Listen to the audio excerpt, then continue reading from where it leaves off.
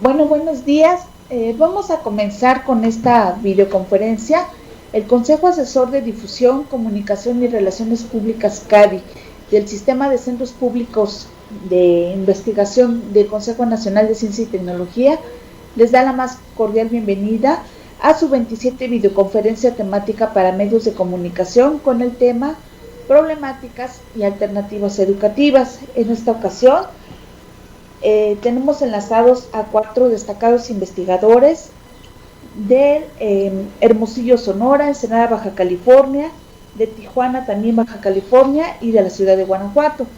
En primer lugar, vamos a escuchar al doctor José Ángel Vera Noriega, del Centro de Investigación en Alimentación y Desarrollo CIAD, quien nos va a exponer el tema Retos de la obligatoriedad de la educación media superior.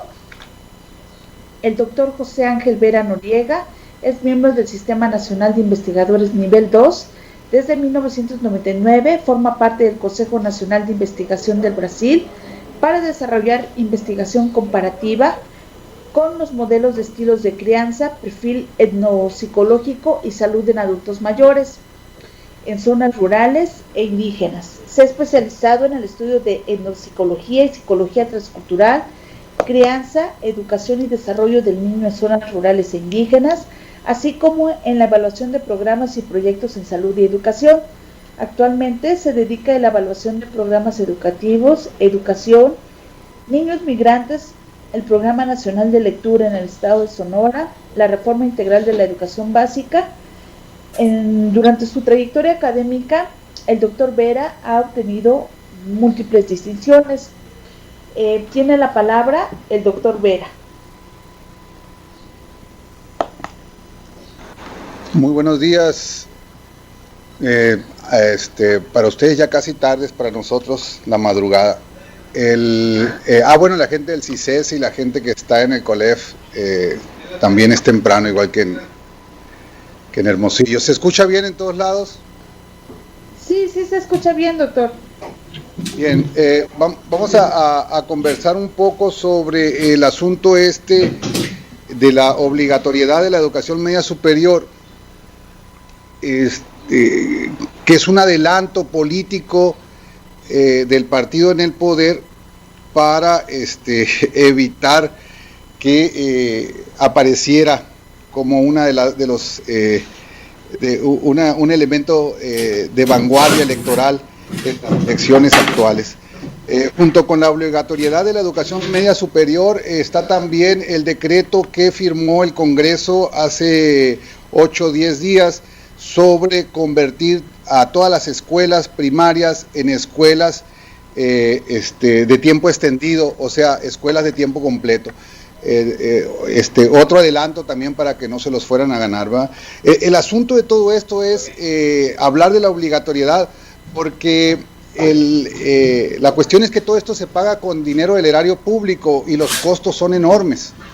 Por eso quisiera yo dar un paseo por algunas estadísticas de la misma Secretaría de Educación Pública, con tal de ver cuál es el panorama de la obligatoriedad y si realmente es el momento adecuado de plantear esta obligatoriedad y cuáles son los retos que plantea. Algo que yo no puedo saber es cómo van a pagar estos retos que plantea la obligatoriedad de la educación media superior, que se presupone estaría para el 2018 el 84% de la población involucrada, ya atendida con un sistema de educación media superior de alta calidad, para el 2020 tendríamos a casi la totalidad de los alumnos, de los jóvenes, pues, en edad de ingresar a la educación media superior, atendidos por las instituciones de educación media superior. Entonces, estas primeras diapositivas que les voy a presentar fueron obtenidas de la página de la reforma de la educación media superior y son totalmente oficiales, o sea, no son, quise dejarles ahí arriba el loguito, casi no se ve el logo de educación, de la Secretaría de Educación Pública, pero esto muestra claramente que la eficiencia terminal hasta el 2008, ya en el 2010 es de 62 la eficiencia terminal, pero ustedes van viendo cómo se nos están quedando fuera del sistema de educación media superior, más o menos el 40% de los niños. Algo que ustedes pueden observar es que 2 de cada 10 niños que ingresan a la educación media superior desertan o la dejan por algunos motivos que vamos a ver más adelante. Estos 2 de cada 10 tienen sus pormenores, ¿verdad? Porque con Alep son 6 de cada 10, mientras que en otros son 2 de cada 10, 4 de cada 10, entonces cada modalidad de educación media superior tiene diferentes tasas de deserción. La más alta corresponde al CONALEP y le sigue después el CECITES. En esta otra estamos comparando a México con diferentes países. Ustedes pueden ver que ni siquiera en relación con los jóvenes de 25 a 34 años estamos por debajo de Turquía, ¿no? Y al mismo nivel en relación con los mayores de 45 a 54 años en términos del porcentaje de alumnos que terminan la educación media superior. Ustedes pueden ver que hay varios países que tienen a sus jóvenes casi al 100% en la educación media superior, como Corea, Canadá, pero nosotros dentro de los países de la OCDE somos los más rezagados. Esta tabla que les presento es bien interesante y bien importante porque desde que nosotros empezamos a hacer investigación sobre educación media superior, nos dimos cuenta de que había 2 factores fundamentales asociados a la deserción en educación media superior. Uno de ellos era el trabajo y otro era la falta de motivación dentro del aula, clases aburridas, clases sin sentido, un sistema de aprendizaje tradicional y muchas veces hasta retrógrada. Es lo que los niños reportan. Esta tabla también es de la Secretaría de Educación y dice lo mismo, ¿no? O sea, dice lo mismo, dice que los asuntos tienen que ver con asuntos motivacionales dentro del aula y por tener que ir a trabajar. Sin embargo, ustedes pueden ver en esta tabla sobre el mercado laboral el porcentaje de incremento respecto al nivel con primaria, secundaria. Cuando una persona termina la preparatoria, tiene un 35% de incremento en su salario en relación con el segmento anterior. O sea, la preparatoria, la educación media superior, no solamente le puede dar ventajas comparativas al sujeto, sino también le da mejores condiciones de vida, mejor calidad de vida, ya no digamos a nivel superior, en donde el porcentaje de incremento con respecto al anterior es de 100%, ¿no? En esta tabla, ustedes pueden ver los deciles de ingreso y cómo pues la gente que está en el 10º decil, pues el 100% de sus jóvenes están en la preparatoria, mientras que aquellos pobres que están en el primer decil, solamente 13 de cada 100 están en una escuela de educación media superior. O sea, hay un claro problema de equidad y eso hay que tenerlo siempre en mente. O sea, hay que tener en mente que son 2 las causas de abandono. Una tiene que ver con el trabajo y la otra tiene que ver con la falta de motivación en el aula y métodos aquilosados y tradicionales de enseñanza-aprendizaje. Y esta es fundamental, una falta de equidad. Y no estamos aquí graficando ni colocando datos sobre la calidad de la educación en los diferentes niveles, porque los diferentes deciles casi corresponden 1 a 1 a diferentes modalidades de la educación media superior, donde los primeros deciles están vinculados con el CONALEP y el CECITES. Aquí está la tasa de crecimiento anual de la educación media superior. Esta también es una tabla de la Secretaría de Educación Pública, y vean ustedes esa tendencia para el 2013, que ya es el año entrante, y el diferencial de 666.343 estudiantes que hay que atender adicionales a los que ya estamos atendiendo, si queremos avanzar en esa tasa de crecimiento anual. Sin embargo, las perspectivas ahorita no van en ese sentido, sino a llegar al 82% de la atención de la demanda de educación media superior para el 2016, o sea, dentro de 4 años, lo cual implicaría triplicar ese número y considerar más o menos 1.800.000 estudiantes que habría que estar atendiendo ya en el siguiente ciclo escolar. No, o sea, no es para dentro de 5 años, es ya para el siguiente ciclo escolar.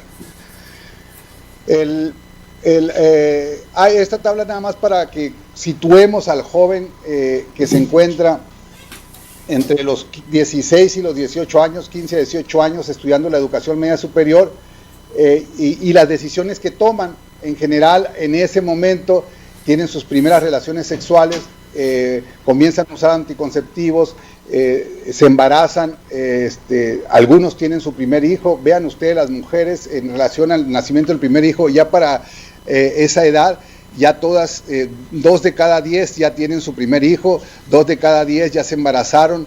Este cuadro se los presento porque no debemos olvidar que tenemos que considerar la condición de la mujer en educación media superior y generar planes y programas adicionales a los que tenemos para poder mantener particularmente a las niñas, a las mujeres estudiando la preparatoria, porque ellas son, dentro de la falta de equidad en términos de ingreso, está la falta de equidad en términos de género también en educación media superior.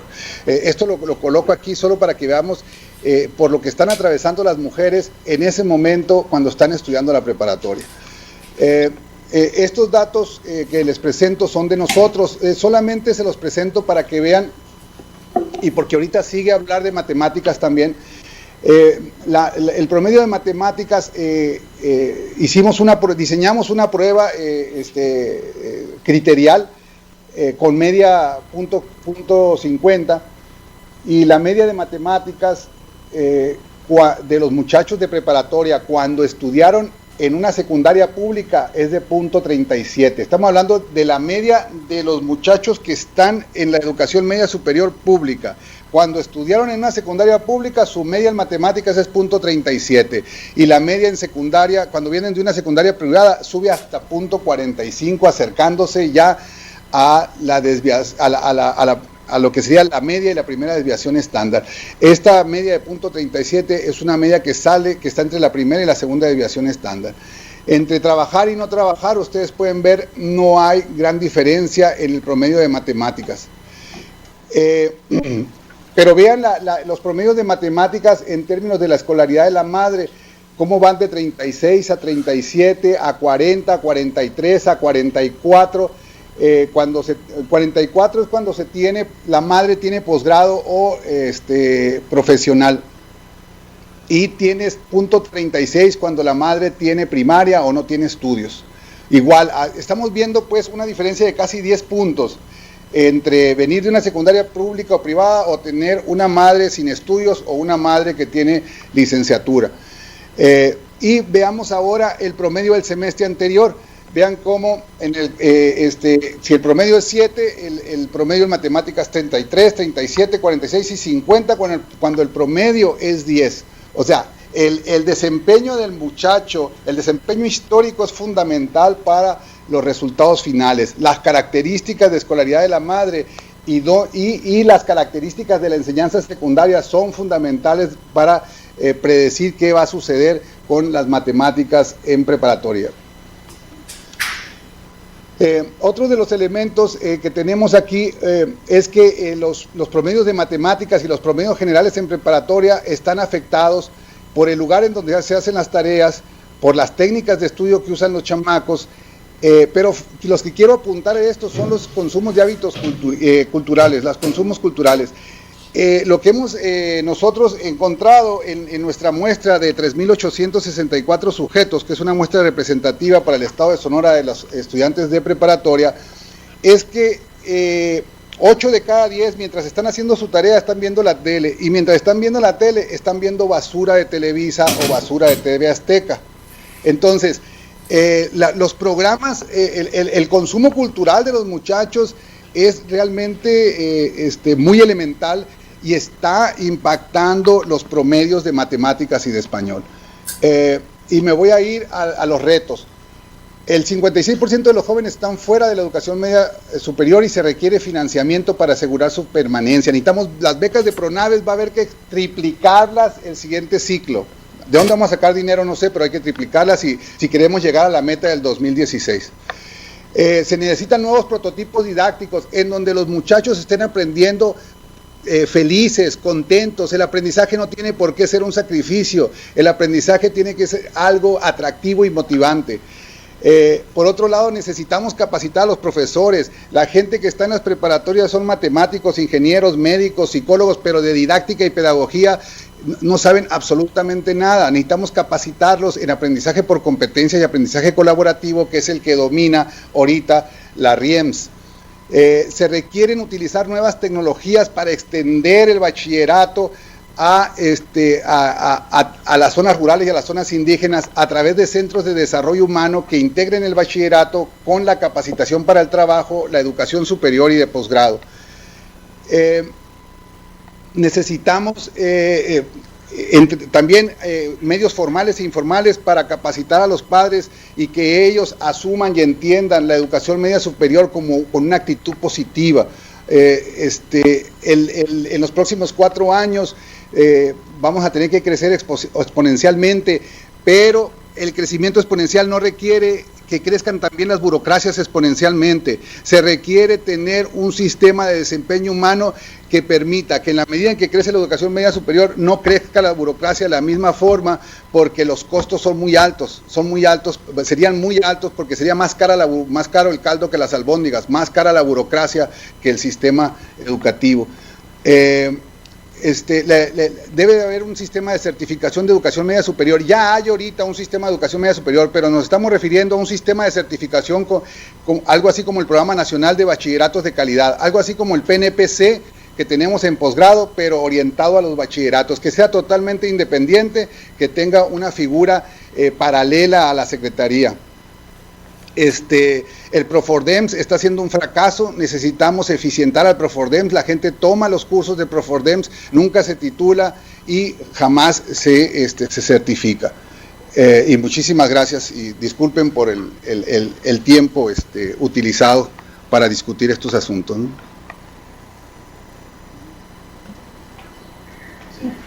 Muchas gracias, doctor. Ahora damos lugar a la participación del doctor Gilberto López Mariscal, del Centro de Investigación Científica y de Educación Superior de Ensenada, Baja California, CICESE. Él nos va a hablar sobre el tema la tecnología en la enseñanza de las matemáticas. El doctor Gilberto López es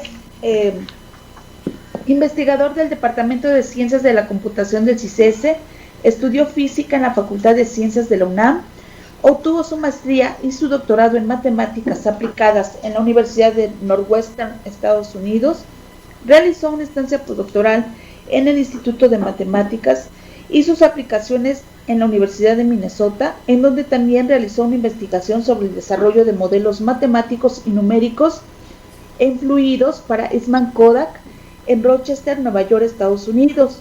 Desde su incorporación al CICESE en 1998, ha desarrollado un interés por el uso de las computadoras en la educación de las matemáticas en todos los niveles educativos. Recientemente, sus esfuerzos de investigación se han centrado en las matemáticas de los primeros años de las carreras técnicas. Tiene la palabra el doctor Gilberto López.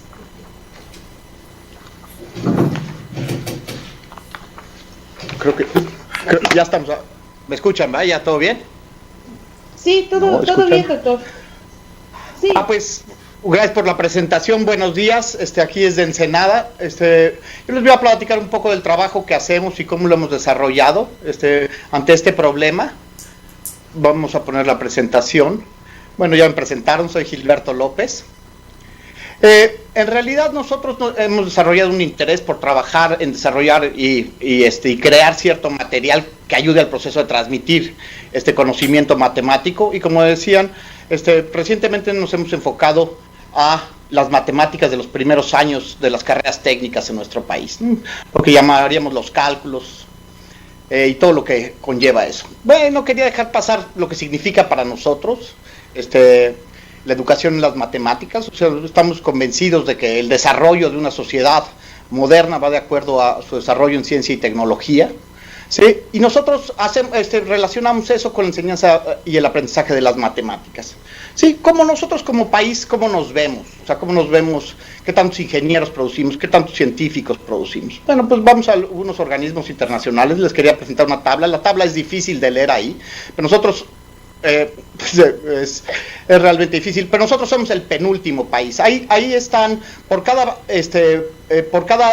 100 pobladores en edad de 24 años, ¿cuántos ostentan un grado en ingeniería o ciencias? Esos son datos de la National Science Foundation del 2004, nosotros somos el penúltimo, ¿sí?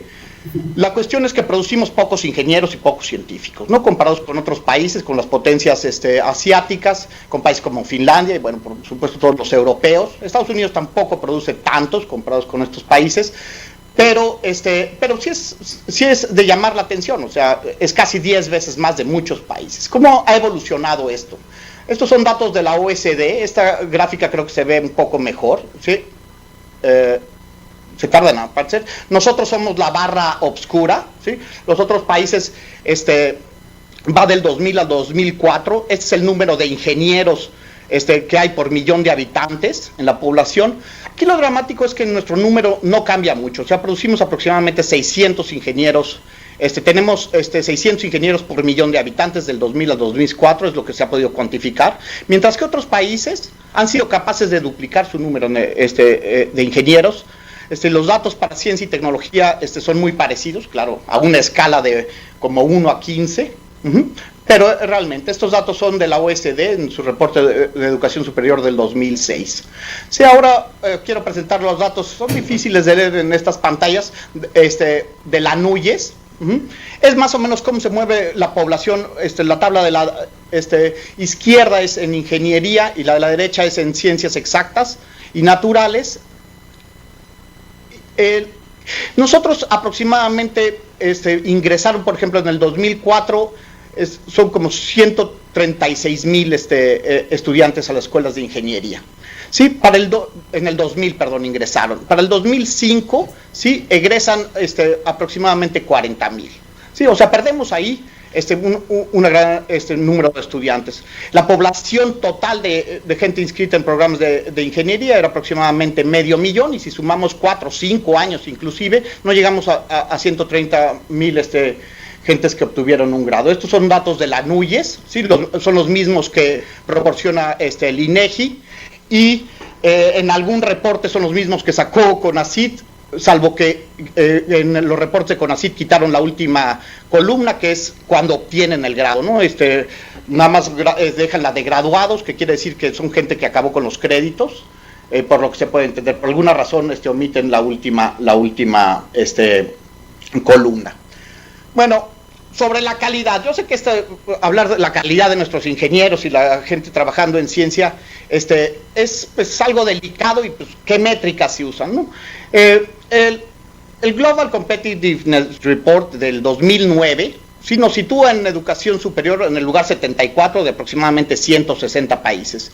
Pero lo dramático es cuando vemos cómo, según las métricas que ellos usan, que son realmente complicadas, estamos en el lugar 94 en cuanto a la calidad de nuestros ingenieros de 160 países, ¿sí? Y en ciencias y tecnología en el lugar 127. Nuestras puntuaciones son muy bajas, ahí es en una escala del 1 al 7 según las métricas que manejan ellos. Obviamente se pueden discutir qué tan válido son su metodología, pero bueno, es una cierta metodología. Ok, yo quiero platicar un poco ahora de qué hemos hecho, qué es lo que hacemos. Lo primero, no quería dejar de pasar de decir una reflexión personal. ¿Por qué matemáticas? O sea, ¿por qué educación en matemáticas? Para mí es una herramienta por excelencia. O sea, se utiliza en muchos problemas técnicos, va de la mano, ¿no? O sea, se puede decir, en el desarrollo social y económico del ser humano. Y las matemáticas son formativas, ¿sí? En particular, en el nivel superior, ¿no? O sea, podríamos desglosarlo por materias, nos da ciertas capacidades y nos forman. Habrá gente que lo discute, sobre todo en programas cuando están quitando materias básicas. Entonces, ahora podemos reflexionar de qué hacer con las computadoras y la educación en matemáticas, en particular la educación en matemáticas en el nivel superior. Aquí puse una cita textual de los indicadores de la National Science Foundation, en donde básicamente la quise poner textual porque me parece dramática. Ellos dicen que para ese año, que es el 2006, no tienen evidencia de un proyecto que haya dado frutos. Es decir, el problema no es tan sencillo como pensamos, que decir, bueno, otorgamos computadoras a todos, les damos internet y bueno, de alguna manera vamos a tener ciertos logros. Entonces, lo que nosotros hicimos fue tratar de desarrollar cierto software. Estábamos convencidos de que podíamos hacer eso. ¿Cómo lo hicimos? Lo primero es, tratamos de hacer un estudio con 500 profesores, lo hicimos en el 2008 y en el 2009, y les preguntamos varios aspectos de su práctica docente. Luego diseñamos el software, lo metimos dentro de un modelo educativo, ¿sí? Y luego hicimos un proceso que para nosotros fue importante: evaluar la usabilidad del software. Es decir, queríamos tener un software que se usara, ¿sí? Que fuera técnicamente viable y que no tuviera problemas, ¿no? O sea, un software que sirviera. Ok, entonces tomamos tiempo para hacer ese software y luego tratamos de recabar información que nos diera evidencia de, o sea, qué impacto podía tener en la enseñanza. Y eso es lo que presento ahora. Lo primero es, o sea, ¿qué opinan los maestros acerca de sus estudiantes, ¿no? El estudio es bastante extenso, pero hay algunas cosas que llaman la atención.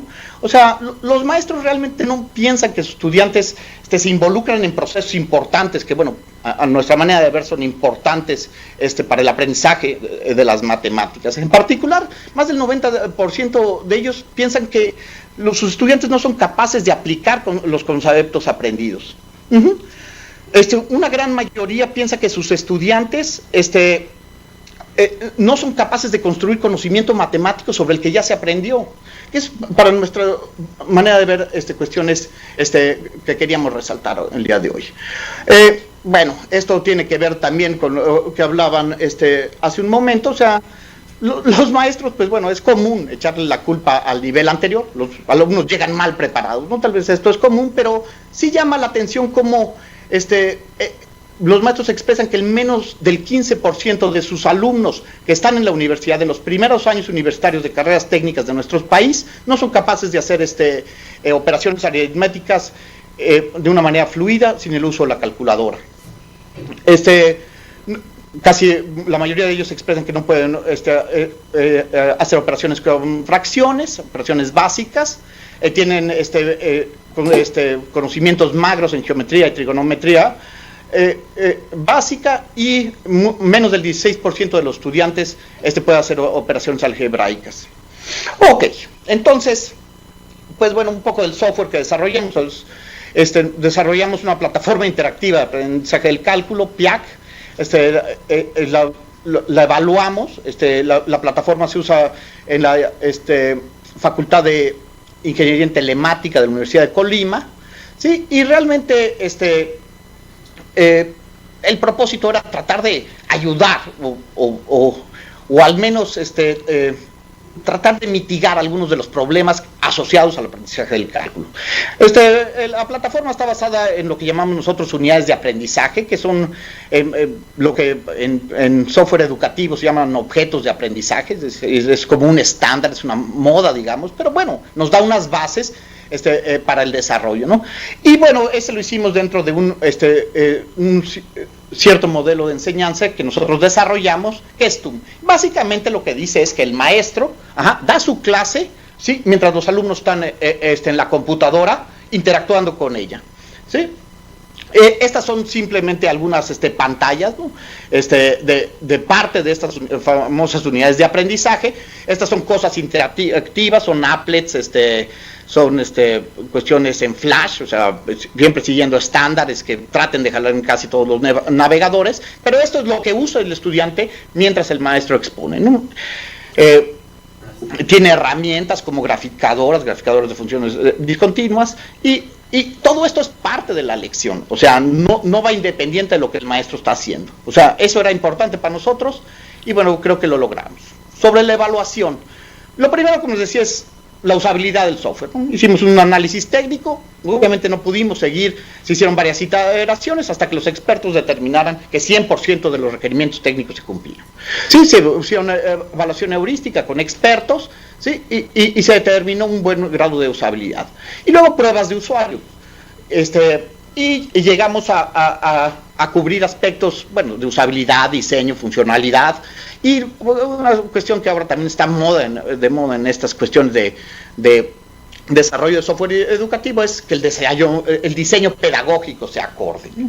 Entonces, eso lo cumplimos, y luego estas entes digitales, los objetos de aprendizaje, los evaluamos usando estándares que ya son reconocidos, en particular Software Usability Scale y este instrumento que se llama LORI, que realmente lo que evalúa es que estas entes que se llaman objetos de aprendizaje cumplan con ciertos requerimientos, usabilidad, reusabilidad, que se puedan, bueno, son una serie de requerimientos, y en realidad los resultados fueron bastante positivos. Y luego nos hicimos la tarea de medir ciertos efectos de la intervención de la plataforma en un curso de cálculo. Entonces nos tomamos 4 grupos, 2 grupos experimentales y 2 de control de la Facultad de Ingeniería.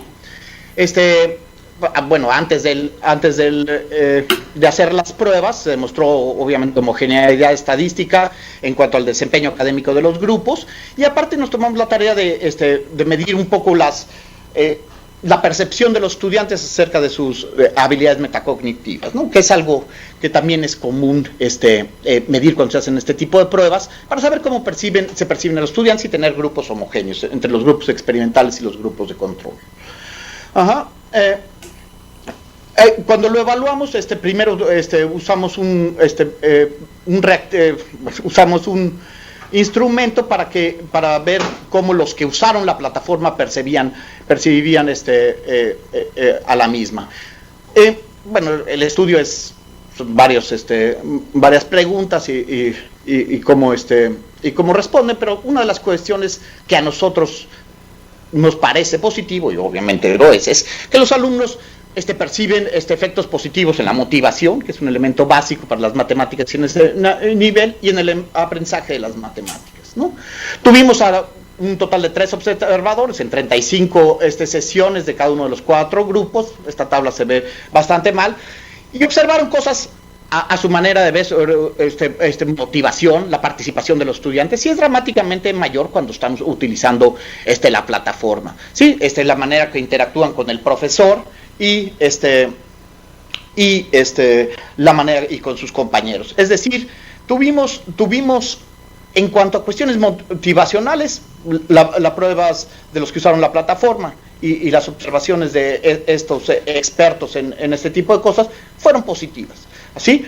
Y en cuanto a eso, pero pues bueno, de alguna manera tenemos que saber cómo es el desempeño académico, ¿no? Obviamente, pues bueno, en ambos grupos, cada uno de las tareas que se hacían, de las actividades que se hacían en clase eran las mismas, ¿sí? Y bueno, los promedios nos pueden parecer que son muy parecidos. Siempre los que usaron la plataforma tuvieron mayores puntuaciones. No son dramáticos los cambios, o sea, no podemos decir que son dramáticos, pero en realidad estadísticamente ahora los grupos no son iguales, ¿no? Es decir, los grupos que usaron las plataformas fueron mejores que los que no la usaron en ambos pares. Y pues realmente es un poco de lo que hemos hecho en estos últimos años. Hay muchísimos aspectos que, bueno, en 10 minutos no podemos decir de realmente lo que hacemos ahora, pero hay muchos problemas asociados al usar la tecnología para educar matemáticas en el nivel superior. Y pues en realidad quería presentar los resultados de estos. ¿Por qué? Porque es un software que se usa, ¿no? Y bueno, eso es lo más gratificante. Y creo que por el momento es todo en mi intervención. Gracias. Muchísimas gracias, doctor. Me fui un poco más rápido porque yo me di 10 en la mañana. Sí.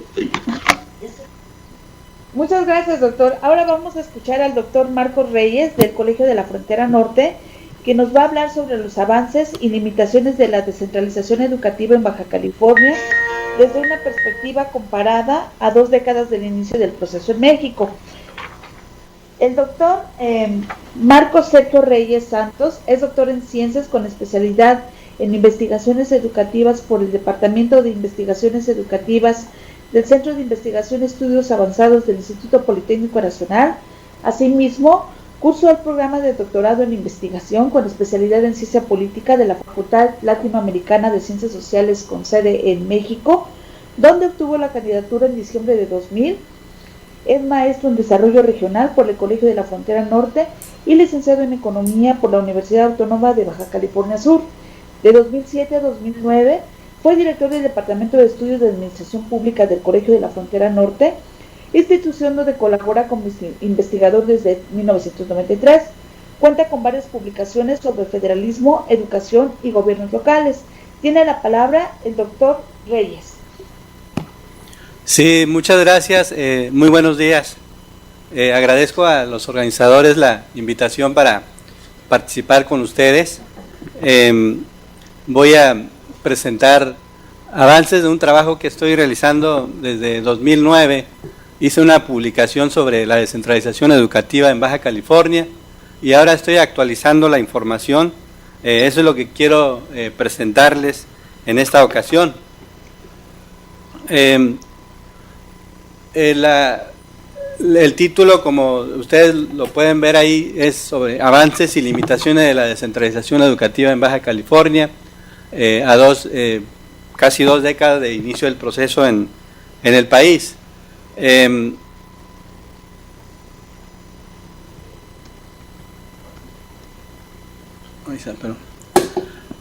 Recordemos que la descentralización educativa fue más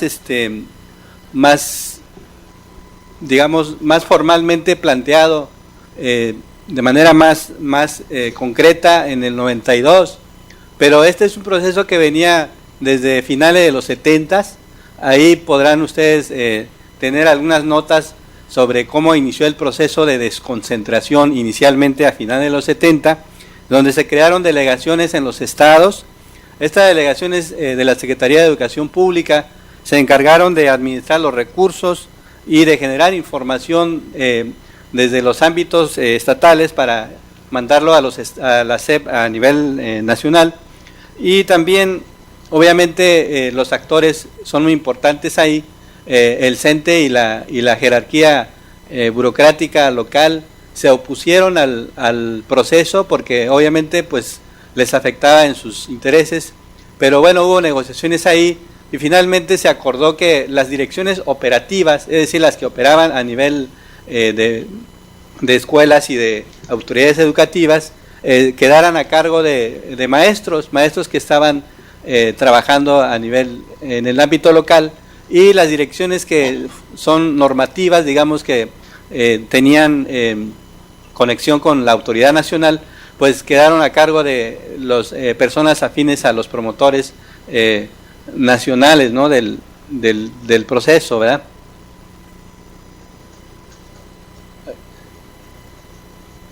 Bueno, a mediados de los 80 siguió el proceso, ahora ya fue denominado como proyecto de descentralización, pero también hubo resistencia por parte del sindicato y de los responsables locales, lo cual obligó al presidente Miguel de la Madrid a emitir un decreto, y entonces esa parte se conoce como descentralización por decreto. Se hacía una crítica bastante dura acerca de que el funcionamiento del sistema era deficiente, había vicios, pues había cuestiones ahí que había que resolver, ¿no?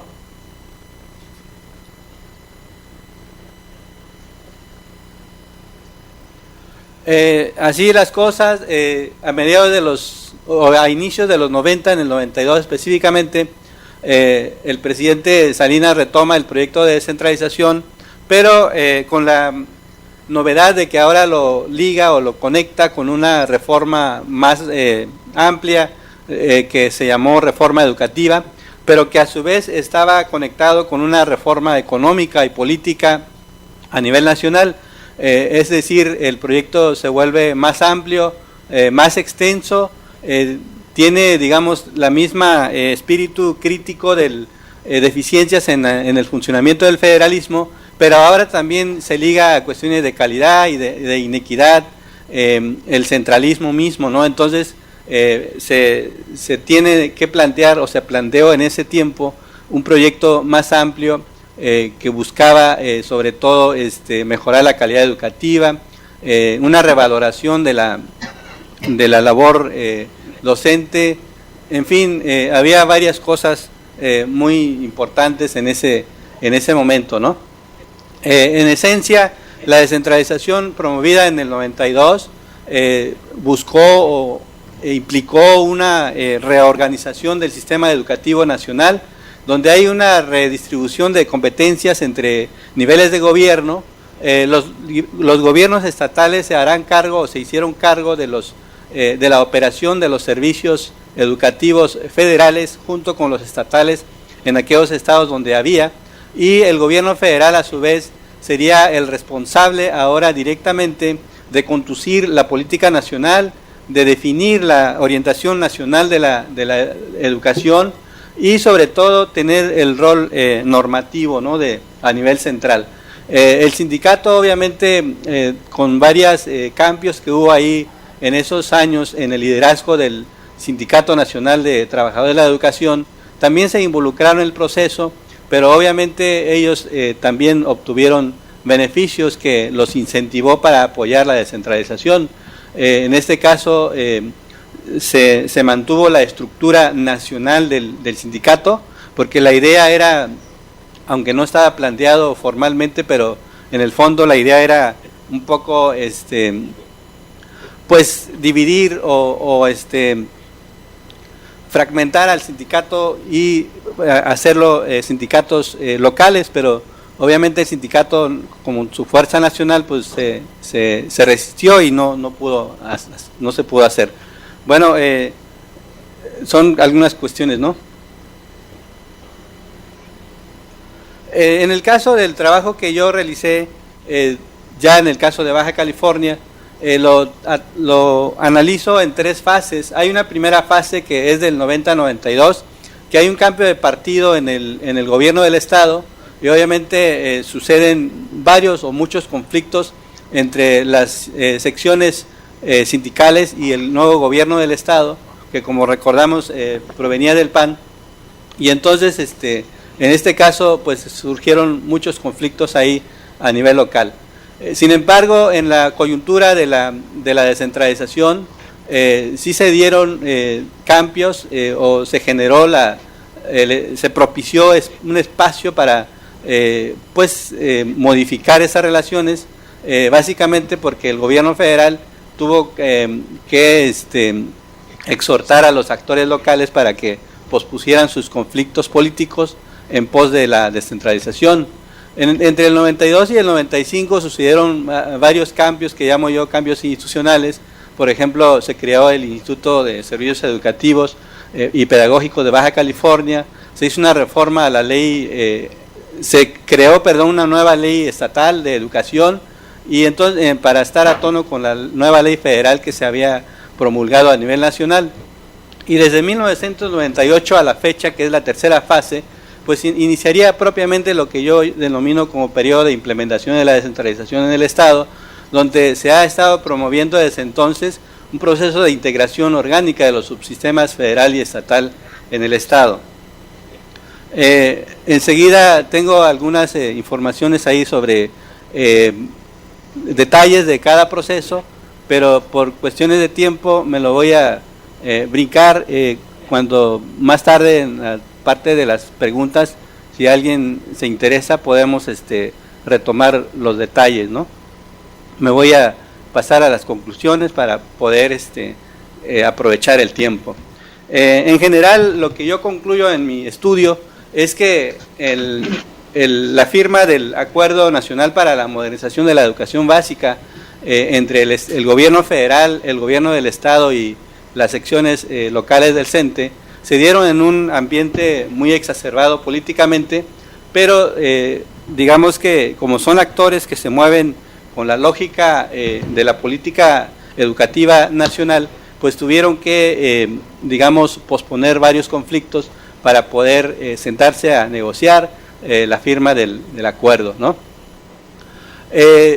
Un punto interesante es que en Baja California fue el único estado que pudo, digamos, negociar el proceso de transferencia y pidió un plazo entre mayo del 92 a diciembre de ese mismo año para poder revisar con bastante detalle lo que implicaba la descentralización, es decir, todo lo que se transfería y los recursos que tenía que traer lo transferido para que el gobierno del Estado pudiera financiar esos servicios. Entonces, esa es la parte interesante de Baja California, pero eso fue porque había la coyuntura de la alternancia política y el gobierno del Estado ya no era un partido afín al gobierno federal, y entonces eso permitió la coyuntura, ¿no? Sin embargo, el proceso de descentralización, a pesar de algunos avances en materia de planeación educativa, participación social, desconcentración hacia los municipios, todavía sigue siendo un proceso inacabado, en suspenso o digamos en marcha en Baja California, básicamente por cuestiones de tipo local. Dos son los elementos que impiden que se dé ya o finalice el proceso de descentralización en Baja California, que es el tema de la jubilación dinámica y el sobresueldo del 22% que había en Baja California y que, bueno, implicaba pues que se le diera esas prestaciones a todos los maestros federales para que se pudiera descentralizar. Doctor Barradas, no, ¿verdad? Es esto lo que se está viendo. Entonces, básicamente, esos son los temas que detienen el proceso en Baja California y también... nada más la cara. Bueno, ya son más detalles ahí sobre el proceso. Básicamente eso era lo que yo quería exponer en estos 10 minutos. Repito, si al final alguien quiere cuestionar sobre algún tema, pues con todo gusto lo atendemos. Muchas gracias. Muchísimas gracias, doctor. Por último, vamos a escuchar ahora al doctor Ignacio Barradas Briviesca, del Centro de Investigación en Matemáticas, que se encuentra allá en Guanajuato. Él nos va a hablar sobre el papel de las matemáticas en la educación.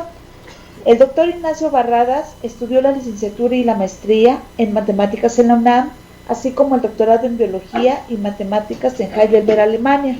Ha sido investigador del Instituto de Matemáticas de la UNAM, la Universidad Rockefeller en Nueva York, la Universidad de Londres, Inglaterra, y desde 1986 es investigador del Centro de Investigación en Matemáticas CIMAT. Ha sido director de la Facultad de Matemáticas y director de Asuntos Académicos de la Universidad de Guanajuato, así como integrante del Sistema Nacional de Investigadores, la Academia Mexicana de Ciencias y otros comités y asociaciones académicas. Trabaja en las áreas de enseñanza de las matemáticas, modelación matemática y sus aplicaciones a la biología. Tiene la palabra el doctor Barradas. Muy buenos días tengan todos ustedes. Quiero iniciar agradeciendo a todos los que hacen posible esta conversación, a los colegas por supuesto que participan y al demás público que nos hace el favor de atender estas presentaciones. Quiero iniciar planteando dos ejemplos anecdóticos, y estos ejemplos los quiero tomar como punto de referencia para discutir algunos problemas que creo que existen en la educación, y posteriormente intentaré hacer algunas sugerencias que puedan resolver estos problemas. La primera anécdota es la siguiente. En los exámenes de Olimpiada de Matemáticas hacemos preguntas que no son ejercicios mecánicos, sino son ejercicios un poco más de ingenio. Y les preguntamos a los jóvenes cosas del siguiente estilo.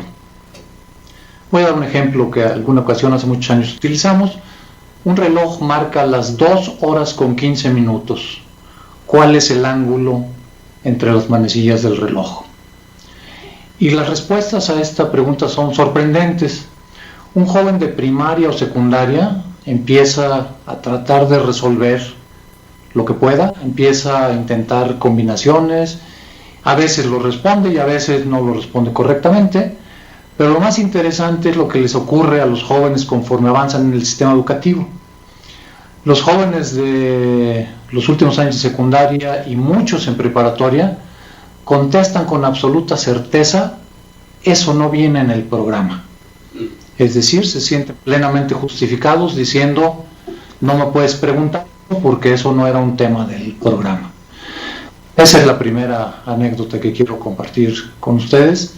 Es realmente sorprendente que nuestro sistema educativo enseñe a los estudiantes a dejar de pensar. Es decir, un joven de primaria o secundaria piensa, un joven de preparatoria justifica por qué no lo puede hacer.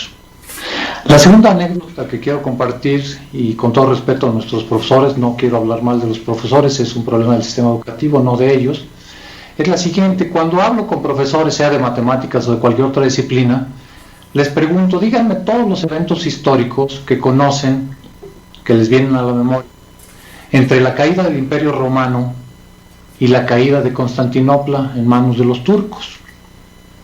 Son dos eventos que casi todo el mundo hemos escuchado que ocurrieron. Uno es la caída del Imperio Romano, creo que todo el mundo sabemos que el Imperio Romano terminó, y otro es lo que en algunos libros se marca como la terminación de la Edad Media. Casi nunca recibo propuestas de respuesta de los profesores, en parte porque les da pena, no se quieren ventanear, pero en una buena medida es porque la gran mayoría de los hechos históricos que conocen en esa ventana de casi 1000 años no los pueden ubicar temporalmente, no nos pueden decir qué ocurrió antes, qué otra cosa, cuál fue primero, cuál fue después, y si los presiona uno, dicen afirmaciones que son verdaderamente alarmantes. Y se ubican los eventos históricos en épocas absolutamente erróneas. ¿Qué quiero señalar con este ejemplo? Aprendemos cosas, y el sistema educativo los reproduce, de manera aislada, mecánica, a veces le llamamos memorística, pero no aprendemos el contexto. Es decir, todo el mundo oyó de las cruzadas y nadie se acuerda que ocurrieron en esa ventana que acabo de mencionar. Todo el mundo ha oído el nombre carlino y nadie se acuerda que ocurrió en esa ventana. Es más, no puede decir casi nadie el siglo en el que ocurrió uno de los eventos o el otro. ¿Qué tiene que ver esto con la educación y con matemáticas? Hago un aparente salto y luego intentaré conectar estas cosas que he estado comentando. Se dice que los pilares de la enseñanza son la matemática y el español. Ya el doctor López Mariscal nos lo mencionó hace un momento. ¿Por qué son importantes las matemáticas? Las matemáticas y la lengua, con distintos nombres, son entendidos y son reconocidos como los pilares de la educación desde la época de los griegos. La típica división en época clásica del trivium y el quadrivium, podría uno decir que tenían sus pilares, y uno era la matemática y otro era la lengua. Llámenlo gramática, retórica, lógica, aritmética, como quieran, pero eran los dos pilares. ¿Y qué quisiéramos que aprendieran los jóvenes de su lengua, de las matemáticas? Quisiéramos que aprendieran a pensar, quisiéramos que aprendieran a tener todas las habilidades que los empleadores dicen que tienen que tener. Un empleador dice: quiero que el joven tenga iniciativa, que sepa resolver problemas, que sepa pensar, que sepa qué sé yo. Y esto es donde quiero contrastar qué enseñamos y qué requieren los empleadores. Le enseñamos a nuestros jóvenes a repetir mecánicamente cosas, les enseñamos a los jóvenes a repetir información sin necesariamente haberla comprendido. Uno de los datos que nos daba el doctor López Mariscal es que los profesores se quejan que el alumno no puede conectar el conocimiento previo para crear nuevo conocimiento. Y quiero aquí citar una definición de un filósofo francés que decía, de manera por supuesto informal, pero de manera muy interesante, definía la inteligencia como la habilidad que utilizo cuando no sé qué hacer. Y creo que eso es una habilidad muy muy útil. En la vida nos enfrentamos continuamente a problemas con los cuales no sabemos qué hacer, y es justamente lo que logremos hacer con ellos lo que va a determinar si tenemos éxito resolviendo problemas de nuestra propia vida o de este estado, ciudad, país donde vivamos. Entonces queremos fomentar el desarrollo de la inteligencia y queremos fomentar además la iniciativa y que el joven entienda. ¿Qué es lo que tenemos en la realidad? El joven reproduce datos, el joven reproduce hechos. Cuando él toma una materia, podríamos casi tomar el libro de la materia, borrarles las páginas, borrarles los números de las páginas al libro y dárselas aisladamente, y el estudiante se los tiene que aprender de memoria. No podemos seguir educando así, tenemos que educar en una forma en la que el estudiante pueda asociar lo aprendido con lo anterior. Esto es más fácil decirlo que hacerlo. Todos pasamos por un sistema educativo tradicional y no nos enseñaron o no nos fomentaron como sistema a hacer esto. Tuvimos siempre profesores excelentes que fueron los que nos dieron la luz, pero el sistema como tal no lo fomenta. El sistema como tal fomenta la mecanización, fomenta la reproducción automática de cifras, datos y nombres. ¿Qué tenemos que hacer? Enseñar, y lo que digo las matemáticas en los siguientes ejemplos se puede cambiar a cualquier otra disciplina. Tenemos que enseñar la matemática, tenemos que enseñar todas las disciplinas, cerciorándonos de que el estudiante lo entendió. No solamente dando nombres retóricos de aprendizaje significativo y cosas de estas que le damos nombres nuevos y seguimos enseñando la antigua, sino necesitamos cerciorarnos de que el estudiante construyó algo nuevo. Doy un ejemplo del que muchos padecemos. Todos los adultos aprendimos en el paso por nuestra escuela quebrados. Si yo les digo cuántos son 80 más 30 más 20, todo el mundo lo puede hacer en la cabeza sin un papel. Si yo les pregunto cuánto es un medio más un tercio más un cuarto, me pregunto yo cuántos me pueden decir que es una unidad más un doceavo sin hacerlo en papel. No tenemos ningún referente para los quebrados. Y tenemos un referente enfrente, tenemos un referente, algunos de nosotros en el brazo, que se llama reloj. Si tomamos un medio y consideramos que la unidad es la hora, un medio es 30 minutos, un tercio son 20 minutos, un cuarto son 15 minutos. Entonces, si tengo una asociación con algo que me es familiar, puedo utilizarla para saber que un medio más un tercio más un cuarto son 30 más 15 más 20 minutos. Y ahí sí me es más fácil ver que son 65, ¿sí? Y como 5 minutos es un doceavo, eso no se lo tienen que saber, pero pueden hacer la cuenta. Podría yo dar la respuesta. En la escuela nos enseñan que el átomo funciona como un sistema solar en pequeño. Nos enseñan que la mitocondria es el motorcito de la célula. Esas asociaciones al estudiante le permiten combinar conocimientos anteriores para crear nuevo conocimiento. Pueden sonar muy simplonas las ilustraciones que estoy dando, los ejemplos que estoy mencionando, pero si no construimos el conocimiento verdaderamente en lo anterior, no podemos esperar que el estudiante avance. En matemáticas cometemos un error con muchísima frecuencia. Pensamos que presentar un tema, sean ecuaciones de segundo grado, matrices o cualquier otra cosa, presentarlo con claridad es suficiente para que el alumno lo entienda. No es cierto esto siempre.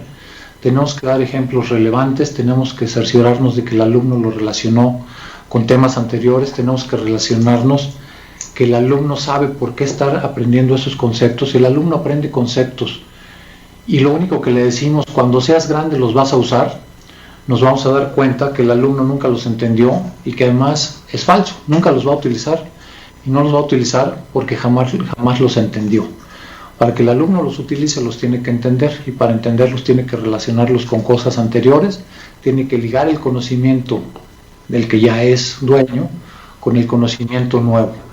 Nuestros programas están retacados de información, tienen enormes contenidos, y lo que hace el profesor, y nuevamente insisto, no es problema del profesor, es problema del sistema, es pasa a la velocidad del rayo sobre cada uno de los temas, y el estudiante no tiene tiempo de lo que llamaríamos coloquialmente digerir el material, no lo puede conectar con lo anterior, y se acuerda de reglas vagamente. En matemáticas es famosísimo, todo el mundo se acuerda de que menos por menos da algo, de que más menos da algo, de que hay una regla que dice algo, de que la regla de 3 combinaba a alguien con alguien, pero no tenemos precisión porque nunca hubo una comprensión detallada. La educación tendría que tomar una velocidad más lenta, podemos extender horarios, pero si extendemos horarios y retacamos los programas con más temas, el resultado va a ser el mismo. Tenemos que tomar temas en menor densidad y trabajarlos con más profundidad, cerciorándonos de que el estudiante entiende. Insisto que yo mencioné mis ejemplos en matemáticas, pero esto ocurre en casi cualquier disciplina. Piensen cuántos ríos aprendieron en la escuela, la época que pasaron por el tema de geografía, y cuántos ríos están en condiciones de nombrar. Están en condiciones de nombrar los ríos que están cerca de su casa o cerca de alguna actividad suya, y todos los demás ríos se volvieron teoría, se volvieron nombres que uno recuerda aisladamente, ¿sí? No sabe uno si el Usumacinta llega finalmente al Golfo de México o va del otro lado. El río Bravo, ¿cuántas personas sabrían decirnos dónde inicia y dónde desemboca? El río Lerma, ¿cuántos nos podrían decir dónde inicia y dónde desemboca? Y nos los aprendimos de memoria, no aprendimos la parte fina, no comprendimos de qué se trataba esa pieza de conocimiento, y se convirtió en una caja con fichas aisladas una de la otra, que no sabemos conectar, y que si bien nos va, todavía las recordamos, pero que si mal nos va, como nos ocurre a muchos, ya no sabemos para qué lo aprendimos. Entonces mi sugerencia puntual es reducir los contenidos en los programas y verlos con mayor profundidad, entrenar a los profesores están ávidos de enseñar y están ávidos de tener herramientas para poder enseñar mejor, y los profesores requieren capacitaciones con ejemplos muy sencillos si uno quiere, pero que ellos puedan reproducir en el salón de clases para educar a los jóvenes que están frente de ellos. Muchísimas gracias, espero que estas reflexiones motiven algunas inquietudes y que pueda esto ayudar a que poco a poco la educación pueda ir mejorando. Muchísimas gracias. Vamos a dar lugar a una serie de ronda de preguntas por parte de los medios que igual tenemos contactados en chat y también aquí con nosotros. No sé si en las sedes tengan presencia de medios para igual también considerarlos en la ronda de preguntas. Ok. Entonces, ¿quieres hacer alguna pregunta? Tenemos con nosotros aquí una compañera de la jornada y ella tiene alguna serie de preguntas. Es para el profesor Barradas, justamente. ¿Qué tan probable es lo que usted propone de reducir contenidos cuando la tendencia es al revés, ¿no? Es retacarlos de contenido que no entienden, y si eso es verdad lo que usted dice, no los entienden y lo pueden relacionar, y los olvidan fácilmente porque apenas los aprenden, ¿no? ¿Qué posibilidades hay de que suceda esta propuesta que usted expone? ¿Y qué otras debilidades tiene el sistema, particularmente en matemáticas? Muchísimas gracias por la pregunta. Creo que es absolutamente factible reducir los contenidos. Basta con echar un primer vistazo a los contenidos de matemáticas y vemos que, tomo el ejemplo de quebrados y de álgebra, en quinto y sexto de primaria ya empiezan a haber quebrados, pero en primero de secundaria se les vuelve a dar quebrados, en segundo se les vuelve a dar quebrados, y en tercero de secundaria se les vuelve a dar quebrados. Y en prepa, cuando ven el propedéutico, se les vuelve a dar quebrados porque no los han entendido. Pasamos a una velocidad tal sobre el tema de quebrados que hay necesidad de ponerlo en quinto, sexto de primaria, luego en secundaria y luego ponerlo en el caso de la preparatoria en los propedéuticos. Y en algunas universidades podemos verificar en los exámenes de admisión que un porcentaje altísimo sigue sin saber quebrados. Entonces basta que se viera una sola vez, pero se viera bien. Lo mismo ocurre con el álgebra. El álgebra se empieza a trabajar en primero de secundaria, se repite en segundo, se repite en tercero, se repite en secundaria, se repite en matemáticas 1 profesional, porque la prepa parece ser que tampoco logró aclarar. Entonces sí, la repetición en los temas es tal que podemos limpiar los programas y hacerlos muchísimo menos intensos. ¿Qué otros problemas tiene el sistema educativo? Un problema enorme del sistema educativo es que está creciendo a una velocidad enorme.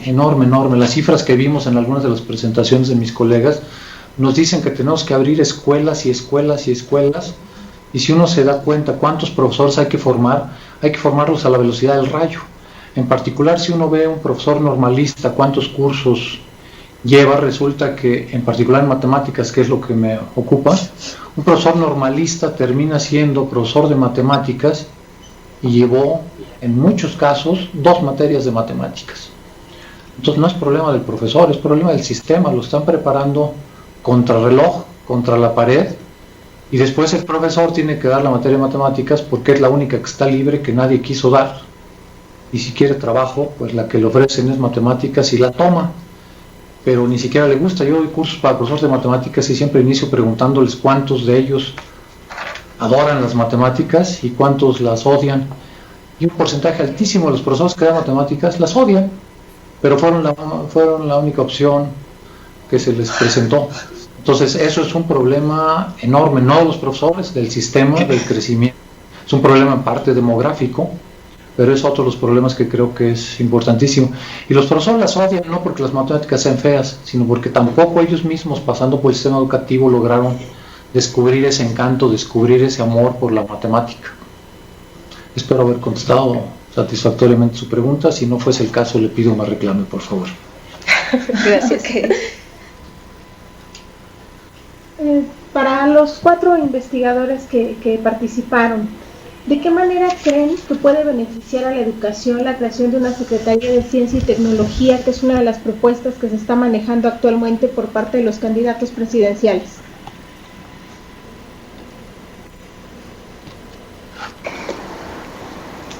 No sé quién quisiera responder esta pregunta. Es una pregunta a los 4 investigadores. ¿Se escuchó bien?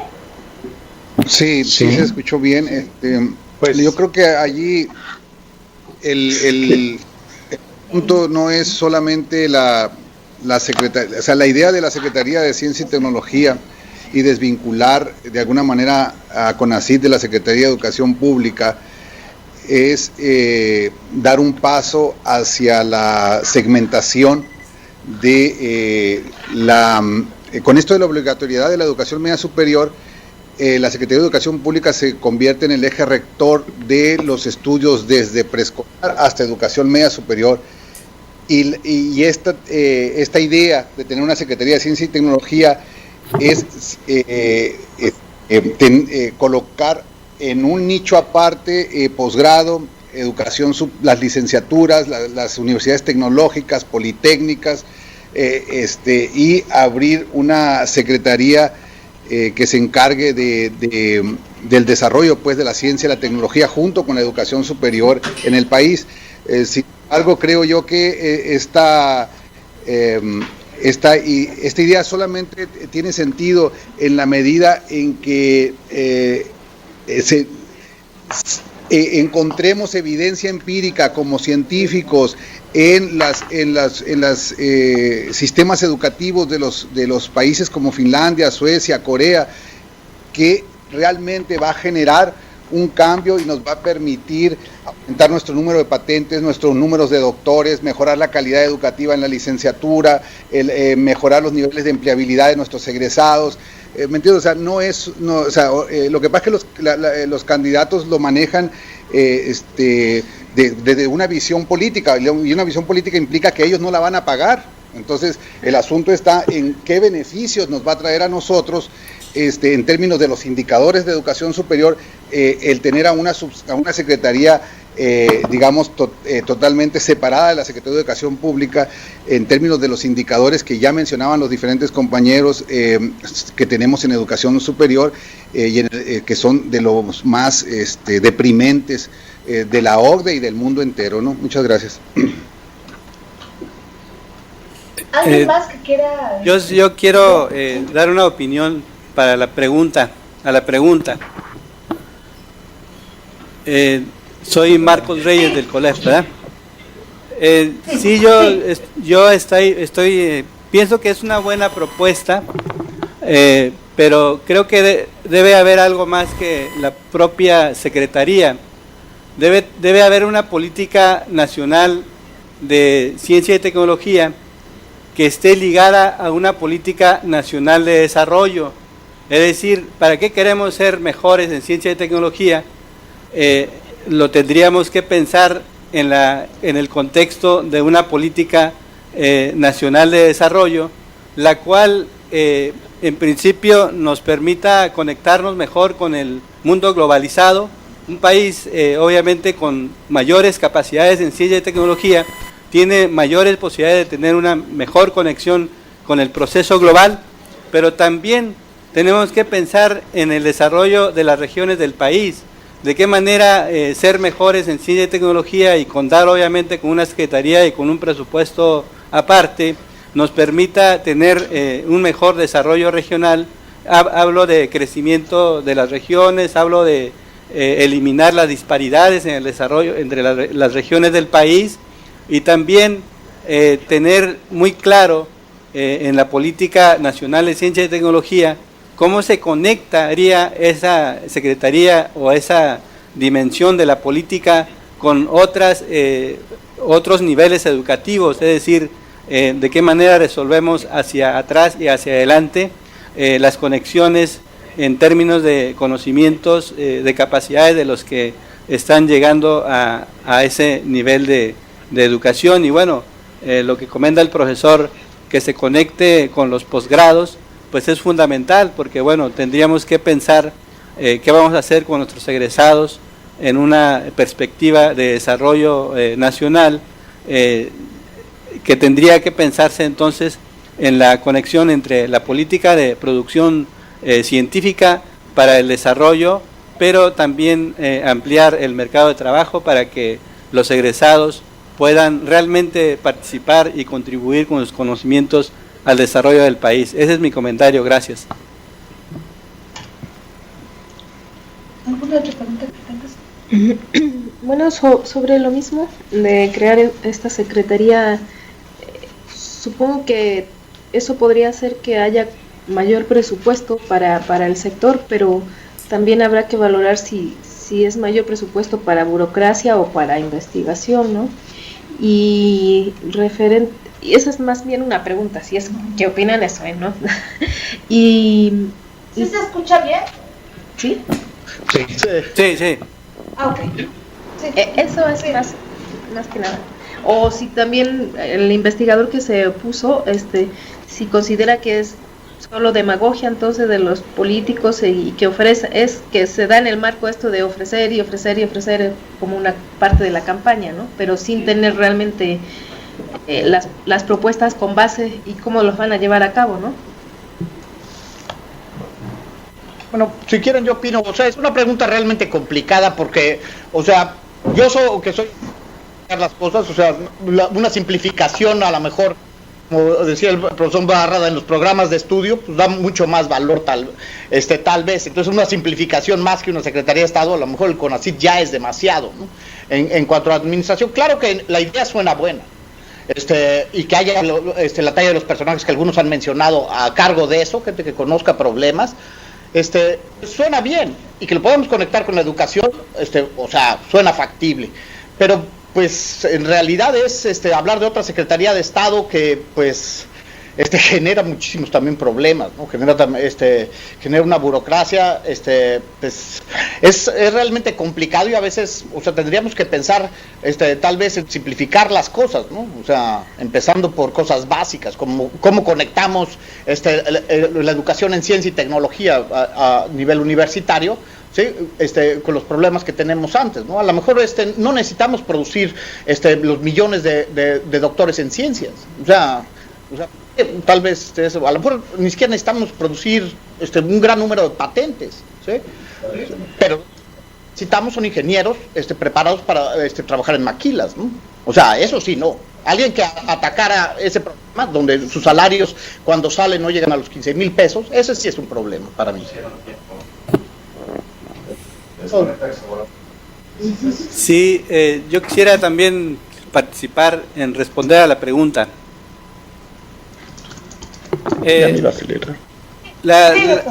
El tema del presupuesto creo que es muy importante, pero repito, tiene que ver con una definición de una política nacional de ciencia y tecnología, donde obviamente se tiene que darle peso a la parte sustantiva del tema de ciencia y tecnología, es decir, tendríamos que preguntarle a los investigadores que están en línea o que están pensando en la perspectiva del desarrollo nacional para ver cuáles son las prioridades a las que tiene que asignarse el gasto, un nuevo gasto que se creara dentro del presupuesto de egreso de la Federación para un ramo o una Secretaría de Ciencia y Tecnología.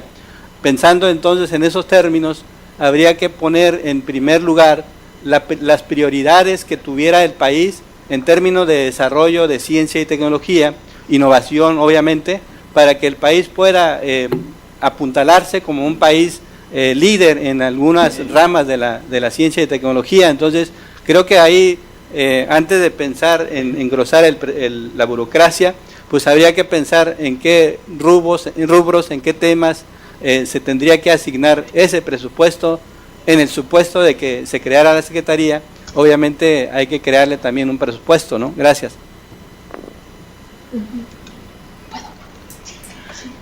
Yo quería preguntarles a todos los investigadores, ¿cuál es su opinión o si han visto alguna propuesta por parte de los candidatos en materia educativa, alguna viable, o si la han expresado, y también en materia de ciencia y tecnología, además de esto que ya comentamos, ¿no?, de crear una nueva secretaría? Pero si ustedes ven interés de los candidatos en la educación, real interés, ¿no?, en mejorarlo.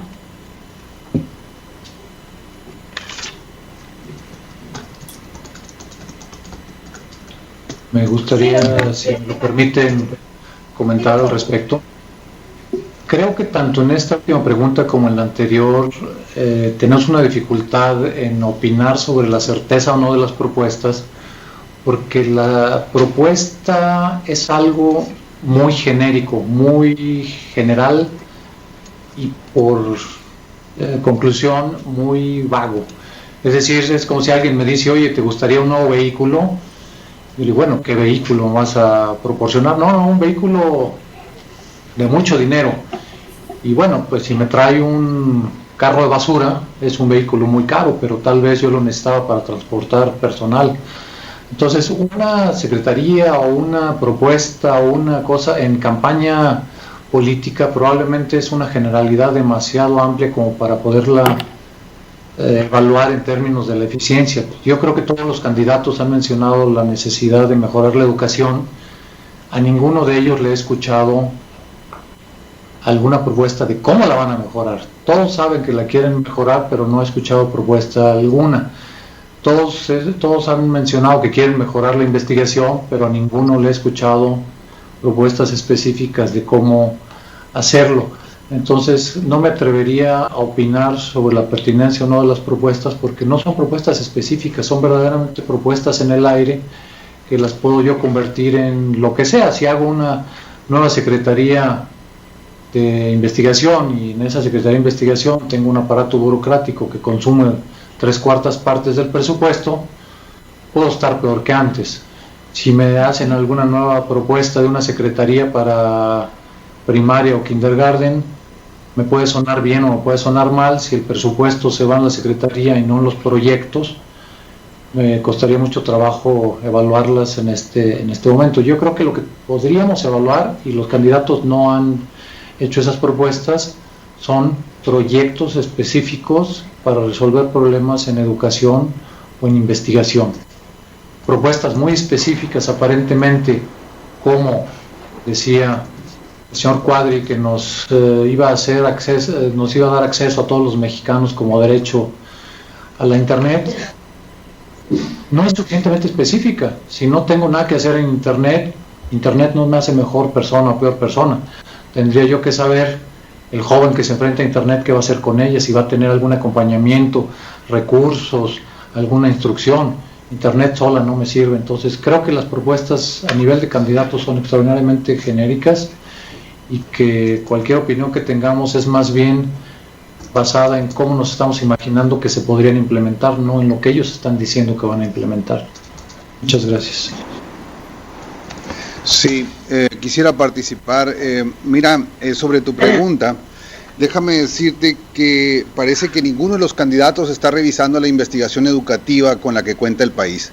Acabamos de terminar los estados del conocimiento del Consejo Mexicano de Investigación Educativa en las 12 áreas, las 12 áreas de investigación. Y déjame decirte que la cuestión está en lo siguiente. El currículum de primaria, el currículum de preescolar, el currículum de secundaria y el currículum de las normales está secuestrado. Tiene desde la época del priismo aquilosado, secuestrado por el Sindicato Nacional de Trabajadores y las burocracias estatales. ¿Qué quiere decir? Que ninguno de los maestros puede hacer modificaciones curriculares.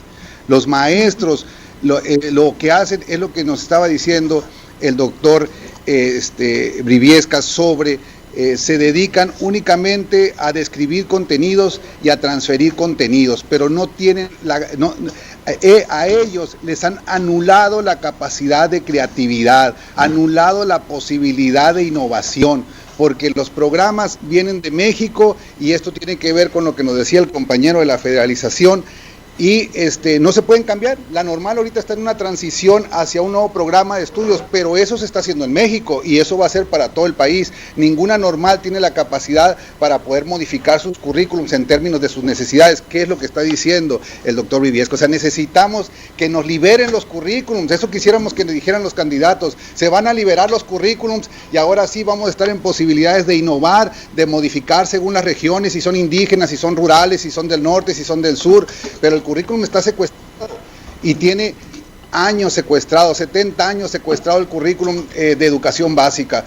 Eso debería Josefina saberlo, y Josefina debería de prometernos que va a pactar con el sindicato para liberar el currículum y hacer que las entidades definan su currículum y que sea el municipio, finalmente el municipio, el encargado de la educación. ¿Por qué no nos hacen esas propuestas? Porque esas propuestas tienen costos políticos muy altos y el que comience a enfrentarse al sindicato y a doña Elba Ester, por supuesto que no le va a ir muy bien en este país, ¿va? Entonces, el asunto es ese, el asunto es que necesitamos que nos liberen el currículum. Cuando nos liberen el currículum, te aseguro, vamos a poder hacer grandes cambios en la educación. El otro asunto, al liberarnos el currículum, tenemos que ampliar la participación social de los padres en la educación. No necesitamos a los padres para que hagan kermeses, no necesitamos a los padres para que anden boteando en las calles, necesitamos a los padres encargados de decidir qué maestros son los que van a darle clases a sus hijos y qué características va a tener el currículum. Para eso necesitamos a los padres, para una participación activa dentro de la educación, no para una participación pasiva como la que tienen ahora y que el gobierno ahora hasta difuminando esto, porque como en el estado de Sonora ya nadie paga cuotas, el gobierno con eso lo que hizo fue ahuyentar a los padres de las escuelas y lo que hacían antes de hacer las kermeses y buscar recursos para la escuela, ahora ya no lo hacen porque el gobierno panista entrega los recursos a las escuelas con tal de que los padres no se paren en las escuelas. Entonces, los gobiernos panistas están regalando útiles, uniformes, desayunos, comidas, participación social. Eso te lleva a los padres de familia a entender que la escuela no es asunto de ellos y los separa totalmente de la escuela. Entonces, ¿qué tienen que decirnos nuestros políticos? Eso, ¿cómo va a estar la participación social en las escuelas? Y lo segundo, liberen el currículum, por amor de Dios. Muchas gracias. Muchísimas gracias, doctor. ¿Alguien más que quiera comentar sobre este punto? Sí, quisiera yo una última. Nosotros tenemos un ejemplo muy claro, bueno, sobre lo que yo trabajo es el uso de las tecnologías para la educación, ¿no? O sea, nosotros, en México se montó un proyecto ambicioso, pero sobre todo muy caro. O sea, que fue Enciclomedia. No tenemos ningún resultado. Sí, o sea, yo que doy pláticas a los maestros sobre el lado amable de las matemáticas, cómo podemos usar la computadora y eso, ellos decían, nosotros tenemos equipo. O sea, obviamente no hay técnicos que los arreglaran, o sea, no se contemplan muchas cosas. Era un software que no se podía usar. Y eso nos salió muy caro. Y bueno, se invirtió mucho dinero, ¿no? En usar las tecnologías para la educación. O sea, no nada más fue Cuadri el que dijo acerca de las tecnologías, lo repitieron varios de ellos, ¿no? Varios de los candidatos. Es como si la internet fuera. Como dice el doctor Barradas, pues sí, pero ¿qué van a hacer con ella? Digo, si se la pasan chateando, ¿de qué nos sirve? O sea, lo que necesitamos es realmente un proyecto educativo que use a las tecnologías. Y como les digo, no es tan fácil, bueno, al menos en el caso de las matemáticas, pero no son proyectos tan caros. Ahora verdaderamente sí se puede tener sí se pueden hacer cosas, que el maestro haga cosas. O sea, nosotros tenemos estudios, por ejemplo, parecidos de ¿qué tanto saben los maestros de secundaria del uso de las tecnologías? Los maestros, sobre todo de matemáticas. Es verdaderamente alarmante, al menos en el estado de Baja California. O sea, los maestros no saben usar las computadoras. Entonces podríamos darles a todos los alumnos, a todos los maestros, ¿y qué van a hacer con ellas? O sea, digo, Facebook o esto que llaman Twitter, no sé, o sea, lo podrían hacer, pero ¿hay algún valor? O sea, esas más bien son las preguntas que se deberían hacer, ¿no? Entonces nada más quería agregar de que nosotros ya tenemos un ejemplo de algo grande que pues bueno, con cero resultados, ¿no? Yo también quisiera agregar algo más, si me permiten. Sí, doctor, adelante. Sí, el tema educativo está muy vago, ausente en las propuestas de los candidatos. No veo algo muy concreto, digamos. Tenemos un país que está siendo víctima de la inseguridad en todos los ámbitos y ningún candidato se ha preguntado o nos ha hecho una propuesta sobre cuál va a ser el rol de la educación o cómo se puede apoyar a la educación para que pueda volver a cumplir una función fundamental que debería de cumplir, que es la de servir como punto de referencia para la formación de valores de convivencia entre los miembros de la sociedad. Es decir, cómo esa educación en todos los niveles nos puede potenciar o nos puede dar elementos de referencia para que todos como ciudadanos, como mexicanos, podemos tener esa formación de valores, valores de la familia, valores de la convivencia, valores democráticos, que son los que deberían de ser el fundamento de la educación, y entonces a partir de esos elementos cómo reconstruir el tejido social que está siendo digamos dañado por estos años de tanta violencia. Entonces creo que esa parte los candidatos no sé si no lo tengan visualizado, no lo tienen presente, no han hecho propuestas en ese sentido, que es algo tan fundamental, tan básico para pensar en la cohesión social de nuestro país a partir de pensar a la educación como un eje, un pilar que logre reconstruir ese tejido social. Gracias. Muy bien, doctor. No sé si tienes otra pregunta. No sé si alguien más de ustedes quiere agregar algún comentario final para ya cerrar este programa de videoconferencia.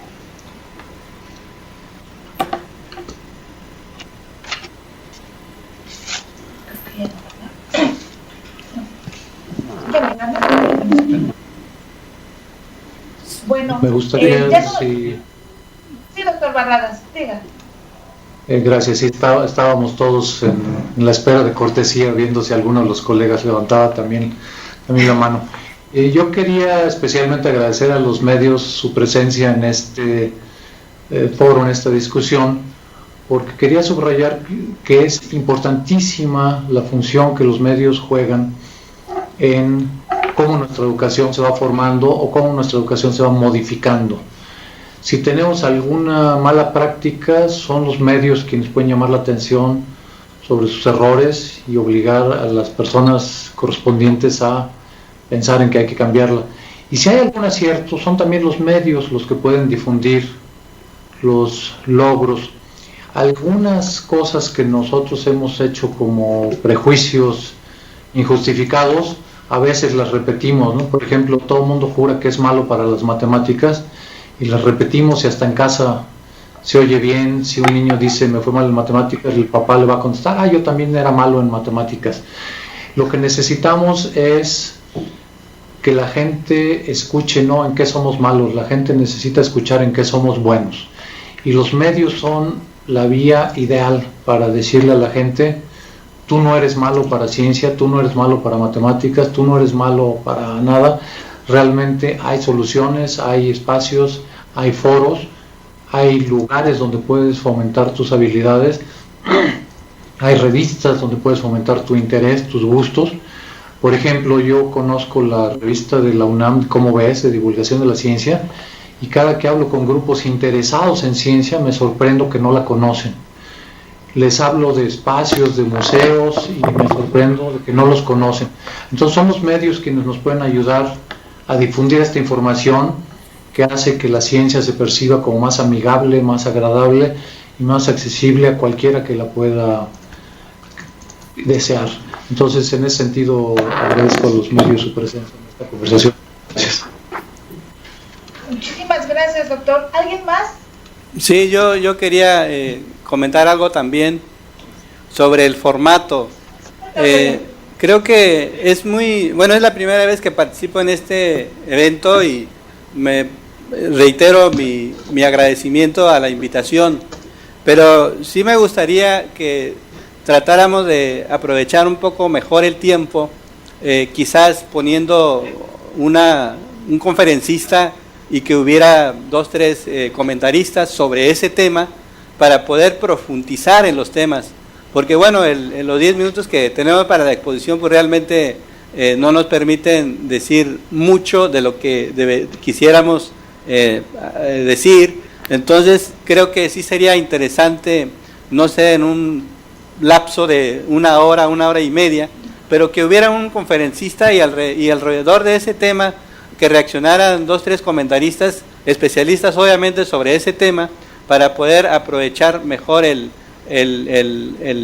pues la oportunidad que tenemos, ¿verdad?, de presentar nuestras ideas y propuestas a la comunidad, ¿no?, al país, a través de los medios. Muchas gracias. Sí, doctor, muchas gracias. Vamos a tomar en cuenta su opinión. Sí, para terminar, quisiera nada más apuntar pues que las grandes preguntas sobre lo que requiere la educación en México necesita forzosamente de investigación educativa. Los recursos para la investigación educativa dentro del CONACYT son realmente exageradamente pobres, pues los estados contribuyen a través de los proyectos FOMIX a incluir 1 o 2 demandas de educación, pero creo que se requiere mayor presupuesto si realmente queremos modificar y cambiar la educación en México, no con propuestas políticas, sino con propuestas avaladas científicamente. Necesitamos que haya más recursos para la investigación, para que los investigadores educativos puedan generar datos, y debe haber un plan maestro de investigación educativa. El COMIE puede desarrollar ese plan maestro en las diferentes áreas de investigación a partir de los estados del conocimiento que hemos terminado y que vamos a presentar en diciembre. Ya tenemos el estado del conocimiento en las diferentes áreas de la investigación educativa en los últimos 10 años y ya hicimos los 10 años anteriores. Entonces ya hay una plataforma para poder presentarle al gobierno federal y a los gobiernos estatales un plan maestro de investigación educativa que sea la base de las formulaciones en materia de política educativa. Muchas gracias. Muchísimas gracias, doctor. Bueno, me parece que ya no hay más comentarios, entonces damos por concluida esta sesión. Muchísimas gracias por su participación. También agradezco mucho la colaboración de los compañeros de difusión y de comunicación en las sedes. Posteriormente les estaremos haciendo llegar un reporte del impacto en prensa y asimismo sus constancias. Muchísimas gracias y que tengan buen día.